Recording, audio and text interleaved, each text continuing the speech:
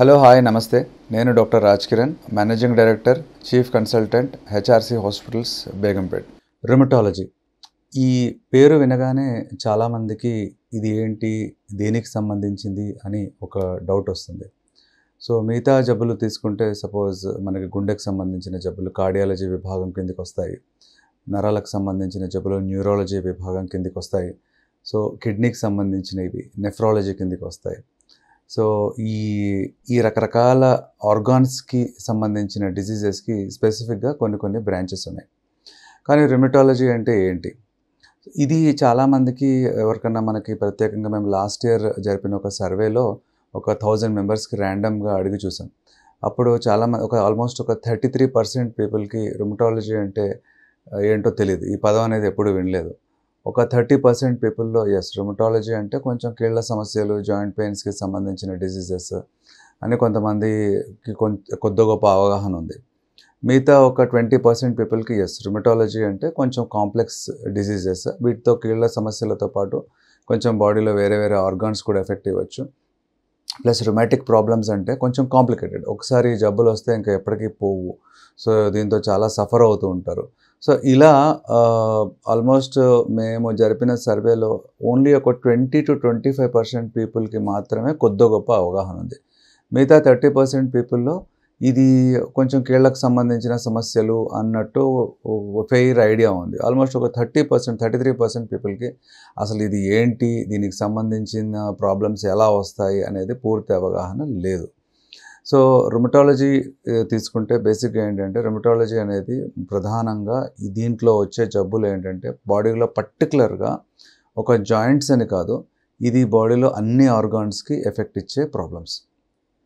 So rheumatology సమస్యలలో ముఖ్యంగా ప్రధానంగా వచ్చే జబ్బులు rheumatoid arthritis, SLE, systemic sclerosis, Sjogren syndrome, vasculitis, ఇలా రకరకాల డిసీజెస్ ఉంటాయి.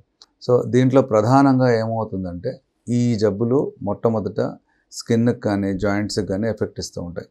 సో సరైన సమయంలో వీటిని గుర్తించి చికిత్స కనుక మనం చేయకపోతే ఇవి బాడీలో అన్ని ఆర్గాన్స్కి స్ప్రెడ్ అయ్యే అవకాశాలు ఉంటాయి.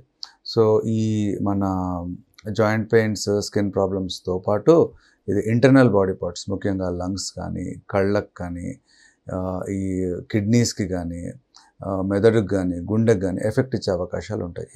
ఇది మీకు చాలా సర్ప్రైజింగ్గా అనిపిస్తూ ఉండొచ్చు, but this is the fact.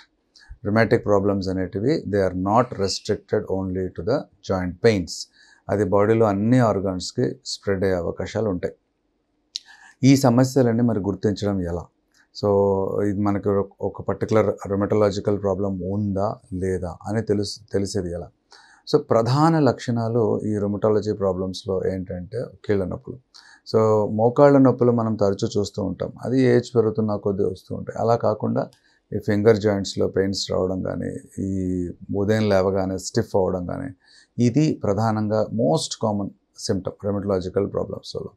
So వీటితో పాటు బాడీలో వేరే స్కిన్లో ర్యాషెస్ రావడం కానీ, హెయిర్ ఫాల్ అవ్వడము, ఇది కొంచెం నోట్లో మౌత్ అల్సర్స్ రావడం కానీ, ఇది కూడా కొంచెం అదర్ ఏరియాస్లో కూడా ఎఫెక్ట్ ఇచ్చే అవకాశాలు మనకు ఒక సిగ్నల్స్ ఇస్తూ ఉంటాయి రుమటాలజికల్ ప్రాబ్లమ్స్ అని.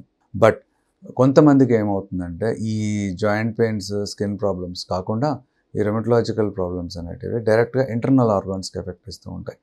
సో కొంతమందికి జస్ట్ డైరెక్ట్ ఊపిరితిత్తులకే ఎఫెక్ట్ వస్తూ ఉంటుంది ఈ ప్రాబ్లం. సో దాంట్లో ఆ పర్టికులర్ కండిషన్ ఐఎల్డి అంటాము, పల్మనరీ ఫైబ్రోసిస్ అంటాము. కొంతమందికి ఏంటంటే కళ్ళకి ఎఫెక్ట్ ఇస్తుంటుంది, కళ్ళలో ఇన్ఫ్లమేషన్ వచ్చి కళ్ళల్లో కొంచెం ఎరుపుగా మారడము, ఆ కండిషన్ యూవిఐటిస్ అంటాం. అరే ఇదేంటి మరి జాయింట్ పెయిన్స్ అనుకున్నాము, ఓన్లీ ఊపిరితిత్తులకు ఎఫెక్ట్ ఇస్తుంది, ఓన్లీ కళ్ళకి ఎఫెక్ట్ ఇస్తుంది అని మనకు డౌట్ వస్తూ ఉంటుంది. సో బేసిక్గా ఏంటంటే రుమటాలజికల్ ప్రాబ్లమ్స్లో ఎక్కువ శాతము కవర్ అయ్యే ఇంపార్టెంట్ ఆస్పెక్ట్ ఏంటంటే ఆటో ఇమ్యూనిటీ. సో ఈ రుమటాలజికల్ ప్రాబ్లమ్స్ ఉన్న వాళ్ళకి ఈ ఆటో ఇమ్యూన్ సమస్యలతో బాధపడుతూ ఉంటారు. ఆటో ఇమ్యూనిటీ అంటే మన శరీరంలో ఉన్న ఇమ్యూన్ సిస్టమ్ ఏదైతే ఉంటుందో మన బాడీనే ఎఫెక్ట్ ఇస్తూ ఉంటుంది. సో అది రివర్స్గా పనిచేసేసి ఇమ్యూనిటీ యొక్క ప్రధాన పని ఏంటి, మనని ప్రొటెక్షన్ ఇవ్వడం, మన బాడీకి ప్రొటెక్షన్ ఇవ్వడం.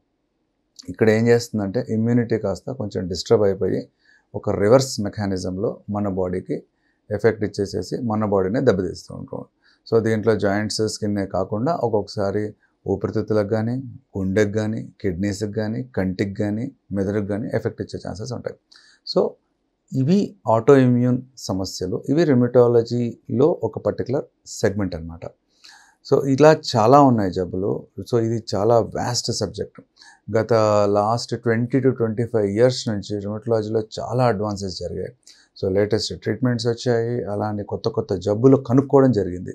ఒక లాస్ట్ 10 సంవత్సరాలనే ఆల్మోస్ట్ ఒక 5 నుంచి 6 వరకు కొత్త జబ్బులు అనేటివి ఇవి ఉంటాయి అని ఈ రీసెర్చ్లో కనుక్కోవడం జరిగిందనమాట. సో ఇంత బర్డెన్ ఉన్న ప్రాబ్లము మనము కొత్తగా చాలా మటుకు గుర్తిస్తున్నాం. సో చాలా తెలుసుకోవాలి మనం రుమటాలజికల్ ప్రాబ్లమ్స్ గురించి. సో ఎందుకంటే ఎంతోమందికి ఇవి ఉన్నాయి అని గుర్తించడానికి ఆల్మోస్ట్ ఒక సంవత్సరం నుంచి తీసుకుంటే 5-6 సంవత్సరాలు పడుతుంది. వాళ్ళకి ఈ జబ్బు ఉంటుంది, ఈ పర్టికులర్ స్పెషలిస్టులు చూస్తారు, దీనికి ఒక సపరేట్ డెడికేటెడ్ టీం వర్క్ చేస్తుంది అన్న విషయం తెలుసుకోవడానికే కొన్ని ఏళ్ల టైం పడుతుందన్నమాట. మనం తెలుసుకోవాలి. ఎందుకంటే ఇప్పుడున్న సొసైటీలో మనకి ఈ ప్రాబ్లమ్స్ అనేటివి కొంచెం పెరుగుతున్నాయి అనడం కంటే కూడా మనం గుర్తిస్తున్నాం ఎక్కువ శాతం వీటికి. సో దీంట్లో ఈ పర్టికులర్ డిసీజెస్ ఏమేమి వస్తాయి, సో వీటికి సంబంధించిన కాంప్లికేషన్స్ ఏం రావచ్చు, వీటికి ట్రీట్మెంట్స్ లేటెస్ట్గా ఏమేమి అవైలబుల్ ఉన్నాయి అనేది మేము మీకు నెక్స్ట్ ఫ్యూ ఎపిసోడ్స్లో చెప్తూ ఉంటాం అన్నమాట. సో ఇవన్నిటి గురించి ఎక్స్ప్లెయిన్ చేయడానికి, ప్లస్ దీంట్లో ఏం కవర్ అవుతాయి ఇవ్వడానికి, ప్లస్ ముఖ్యంగా మన హెచ్ఆర్సి హాస్పిటల్లో వీటికి సంబంధించిన డెడికేటెడ్ టీం ఏముంది, మనము వీటిని ఎట్లా హ్యాండిల్ చేస్తాము, and how we are different from other institutions in taking care of rheumatological and auto immune diseases అనేది మేము మా టీం మీకు చెప్తూ ఉంటాము. నేను I'm doctor Raj Kiran, managing director and chief consultant of HRC hospital. So I'm going to tell you in our next few episodes about the various types of rheumatological and autoimmune diseases and what treatments are available, and then మనం ఎలా manage చేస్తాం అనేది మనము ఇంకా డీటెయిల్గా ఒక్కొక్క ఎపిసోడ్లో మనం డిస్కస్ చేస్తూ ఉంటాం. Okay, thank you very much.